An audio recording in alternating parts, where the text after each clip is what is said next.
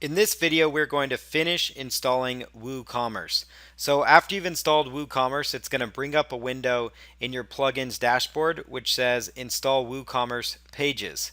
So we're going to go ahead and click on Install WooCommerce Pages, and that will take just a moment here.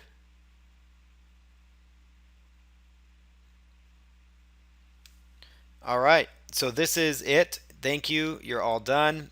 And it tells you that WooCommerce 2.2 is fully installed and ready to go. So now we need to integrate this plugin. So I'm going to go over here to plugins, and we're just going to make sure that it is active, and it is active. So on the left hand side here, we want to go over here to where it says WooCommerce.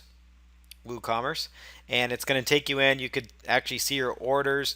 You can see, orders that customers are making if you do have any, and your site is basically ready to go. But now you need to actually install plugins. We need to integrate with WooCommerce, and so we need to go here to where it says WooCommerce settings.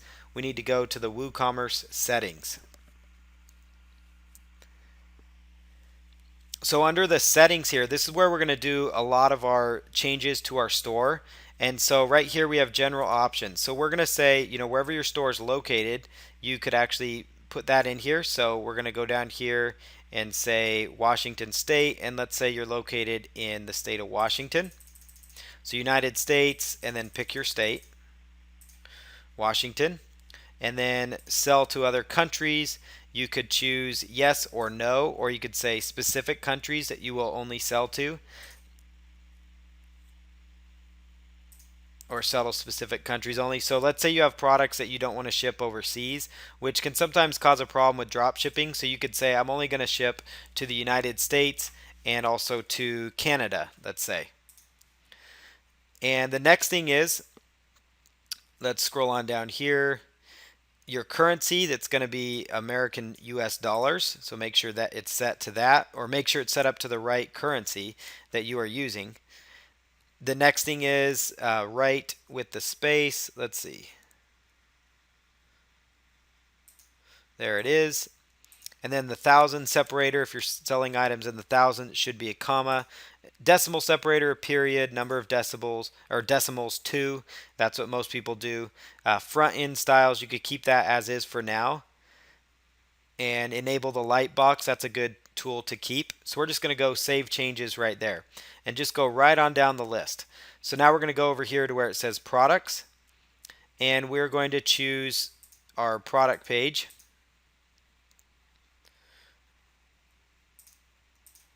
And then we'll go on down here, see what other kind of options are given us. Product data in weight, it should be put out in pounds, typically inches for the dimensions. And WooThemes is pretty much based out of the UK area. That's why you're going to have to change some of these settings. Enable ratings on your product reviews. Ratings are required to leave a review. So you can choose how you want to set up product ratings. Usually the verified listings are just fine. So that's important. Let's see. Catalog images, you can pick the sizing. And I would typically just stick with their defaults there. And then after I make any changes, I just do save changes. The next setting that we're going to make involves taxes. So enable taxes and tax calculators. That's important. All right. Price entered with tax. It's important because it's going to see how you input items. So yes, I will enter prices that include tax, or no, I will enter prices that do not include tax. Usually this is the best way to go because it depends on your state and how they calculate laws. But most of the time, for example, if you're selling in the state of Washington, the only time somebody that I would have to pay taxes on my e-commerce stores if somebody from the state of Washington purchased. If somebody from the state of Colorado or California purchased, I wouldn't have to pay, I would not have to accept income tax on that. Calculate the tax based on the customer's shipping address, and that's how you should set it up. Okay, and then we'll scroll on down here.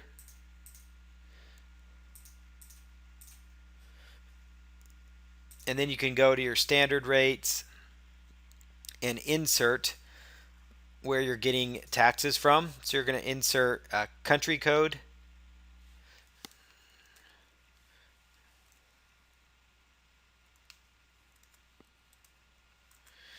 and then your state code, and then your zip and postal code.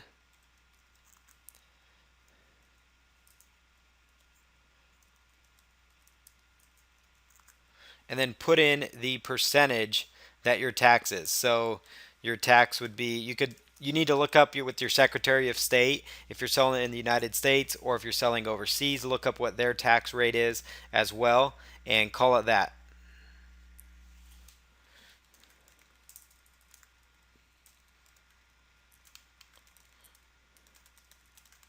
Okay, Washington State sales tax, and click on Save Changes. Perfect. So there you have that set up now based on their zip code.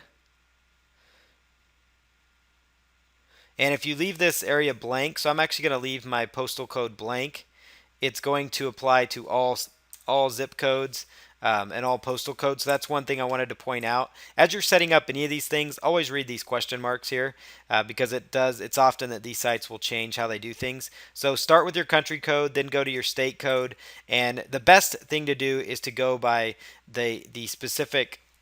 Keep the zip code blank, keep the city blank, and then set your state tax rate. And then each county, though, in some instances within your state, they do require different tax rates and things of that nature. So what you can do is at the end of the year, at the end of a month, you could go in and you could calculate out what those are that you owe those specific cities, because 9 times out of 10 there's 49 other states they're going to purchase from. You're going to have very few people in your state that end up purchasing. Now as your business increases, this is something that you could go back and you could go add in special tax codes for specific cities that buy often for you, and you could actually put in the effort to really go that direction. I wouldn't do this to start out with, to be honest.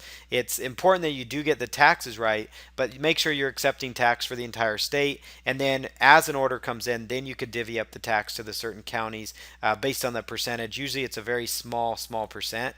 But again, my advice here is just so you don't get caught up in this, because there's literally hundreds and hundreds of special tax codes within each state, and it could be something that just discourages you. And we want you to get this up and going as soon as possible. So we're going to click on Save Changes here. We do have our tax rate set for the state of Washington, which is where this business would be ran from. And we're going to choose our checkout process. Enable the use of coupons. That's not a bad thing. Enable guest checkout. It allows the customer to check out without creating an account. You could force HTTPS, which is a secure protocol, which means they would have to be taken to a secure server. You would need an SSL certificate in order to do this method, and I would advise that. In order to get an SSL certificate, you could go to GoDaddy, you could call your web host. Most of the time, your web host, like HostGator, they will provide those as well for you. And let's see, so we're going to set up a cart page, a checkout page. Terms and conditions, you actually need to have a page set up here. So you could just go here to add new page, and that's where you would put in a terms and conditions page so people know kind of what your terms are for ordering. And the next thing is the gateway for how you're going to accept payments. So you would come over here and click on PayPal and then choose Save Changes. And then once you've selected your payment method, you can click on Settings over here. Pay via PayPal. Put in your PayPal email.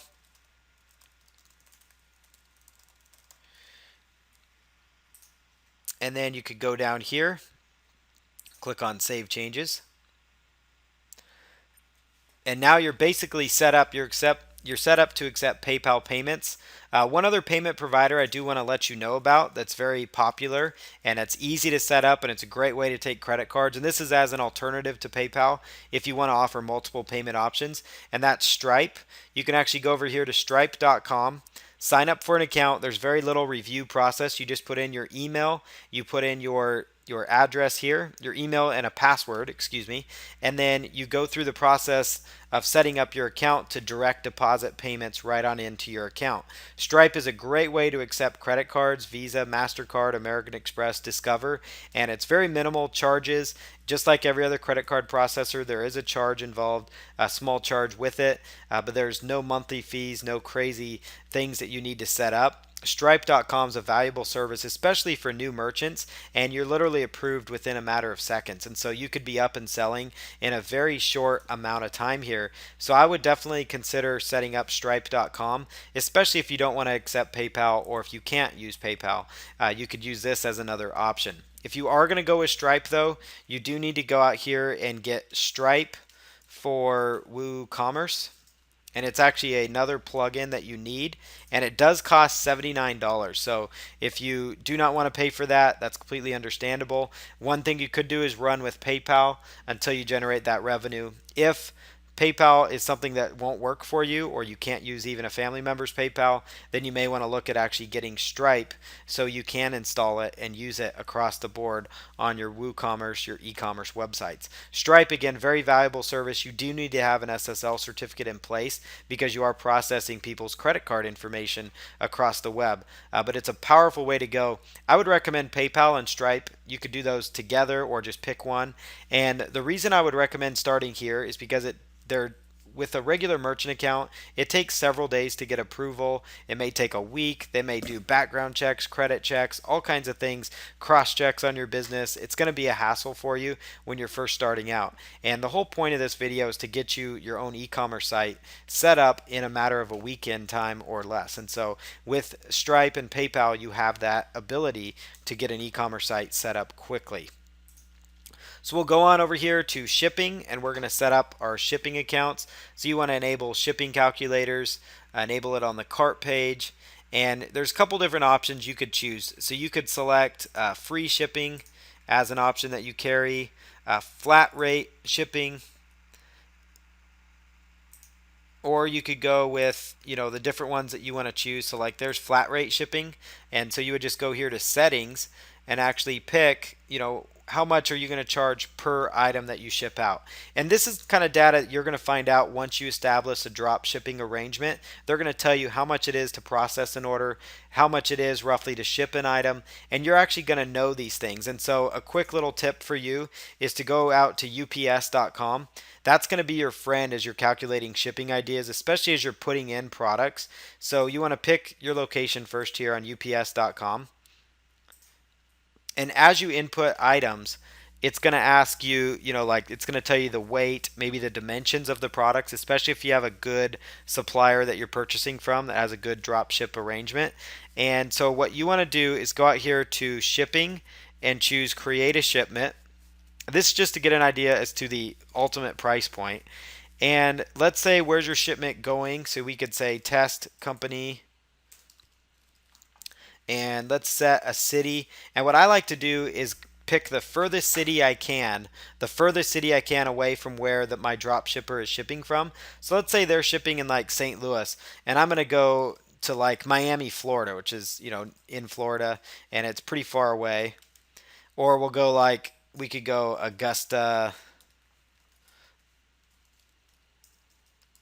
Maine, let's say.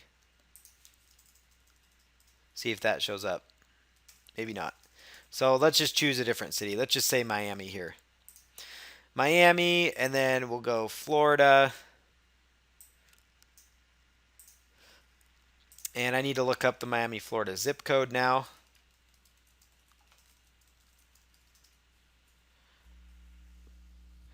Three three one zero one.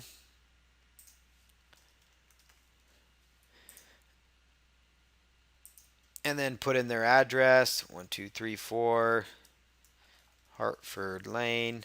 You could just make one up here. Okay, and then put in your shipping details. So figure out how many packages, the declared weight of the package, and then what the shipping details are for this package. And that's going to give you an idea as to the pricing for your product. So it's going to give you some ideas once you fill in all this information. So you kind of have a rough idea. You can go out here to UPS, use their tool, and really help you determine what the actual shipping rate is going to be going to that far off location.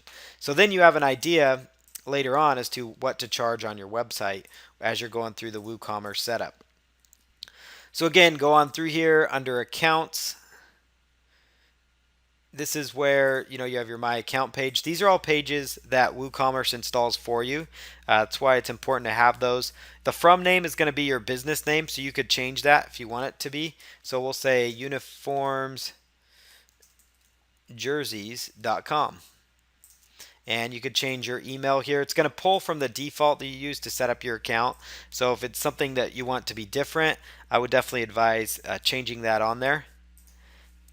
The next thing you want to do, it's going to say system status. It's going to tell you, let's see here, your WP memory limit, 40 megabytes. We recommend setting a memory to at least 64. So you could go on in here and follow the instructions there, or contact your web host company and say, hey, I need to increase my memory on my WordPress site.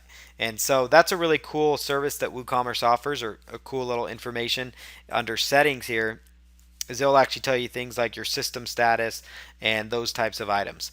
So at this point, our WooCommerce site is set up. And let's go over here and take a look at our website. And you can also come on over here to pages. You'll notice you have a cart page, a checkout page, a My Account page, a sample page, and a shop page as well, already set up in our navigation here. So if I click on shop, you'll notice that there's no products found yet because we haven't started adding items at this point.